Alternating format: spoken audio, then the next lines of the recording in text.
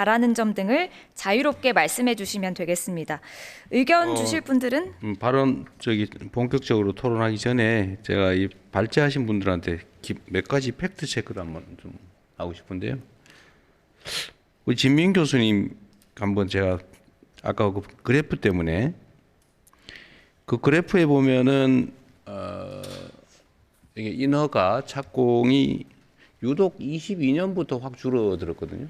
22, 23, 24, 25.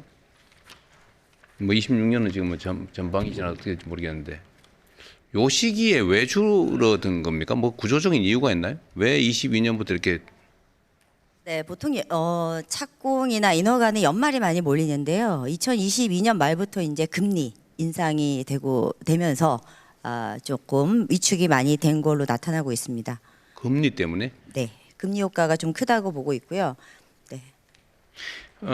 예를 들면 뭐 어떤 정책 당국의 뭐 정책 의지나 이런 것들이 반영된 건 아닌가요? 네, 정책적인 것보다는 러우 전쟁과 그때 사실은 코로나를 지나면서 상당히 글로벌 공급망의 차질이 빚었고요. 또 자재 조달이라든지 여러 가지 공사비 문제라든지 그런 것들의 여러 대내외적인 또 환경이 좀 악화돼서 건설업계에서 많이 착공이 좀 더뎌진 것 같습니다. 신청 자체가 줄어들었다. 인허가 착공도 허가받고 착공을 안 하더라. 업계의 객관적 상황 때문이다 그 말이군요. 만약 그런 기준이라면 현재는 어떻습니까?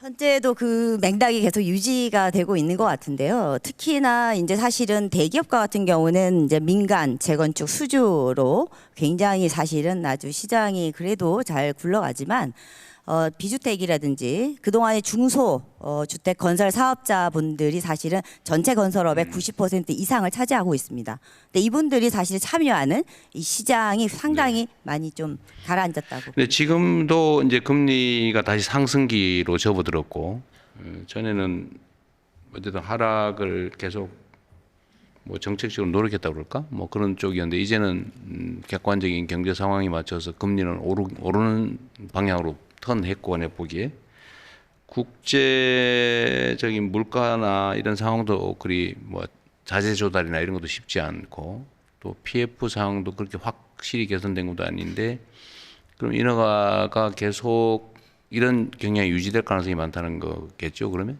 네, 상당히 우려되는 예측상으로는 알겠습니다. 그 김영도 연구원님한테 한번 또 확인 좀 하겠습니다. 일단은 아까 거시 건전성 관리 부담금 이런 게 이제 새로 구상할 만하다. 다만 논쟁이 많을 거다 이런 말씀이신 것 같습니다. 근데 이게 이제 고가 주택 또는 호화 주택 뭐 이런 데 대출을 활용하게 하는 것은 정책적으로 바람직하지 않으니까 여기에다 일종의 부담금을 부과해서 뭐 서민주거 확보나 이런 데 쓰는 게 오히려 맞겠다 이 말씀이신 것 같아요, 그죠? 네, 맞습니다. 그런데 지금 여기서 만약에 고가주택 대출 담보대출에 어떤 부담을 가한다면 이제 그 대상을 정할 때 지금은 고가주택을 매입할 때 매입 자금, 주택 구입 자금 대출은 거의 안 된다고 봐야 되잖아요. 네, 맞습니다. 그러면 좀 제가 이해가 좀 부족해서 그런데 그렇게 이제 담보 없이 부동산을 내가 취득한 다음에 그 다음에는 예를 들면 주택 구입 자금이 아니고 일반 용도의 대출 때 담보로 제공하는 건 제한이 없는 겁니까? 현재로서는 주택과 관련해서는 총량 규제에 의해서 6억, 4억, 2억 형태로 이제 올라갈수록 좀 줄어드는 형태로 알고 있는데 일반 목적일 때는 아마 목적을 확인하는 것으로 제가 예를 들면 이제 사업 자금, 운영 자금 대출을 받을 때 금융기관들이 담보로 받을 때는 그 제한이 없다.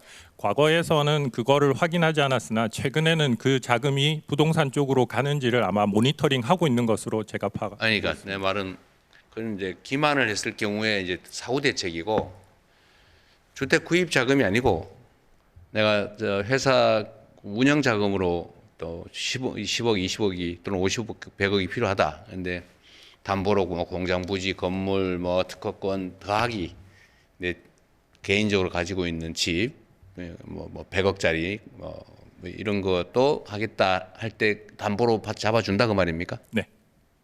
공장 부지라든지 그런 사업성 목적에 의해서는 담보로 잡아주는 것으로 알고 있는데 아니 그건 당연하고 내 말은 그 일반 대출의 그 고가 주택 그러니까 취득 자금 담보로는 허용되지 않는 주택이 일반 대출의 담보로 사용되냐 그 말입니다.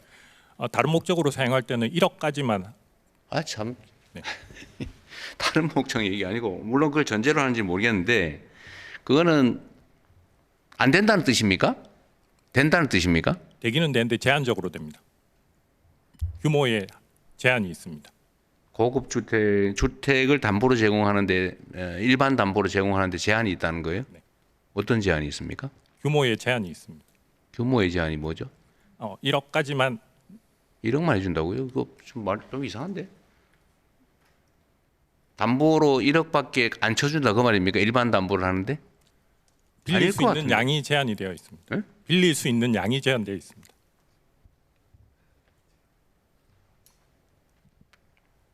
혹시 아는 분이 있어요? 네, 한번 얘기해 보십시오.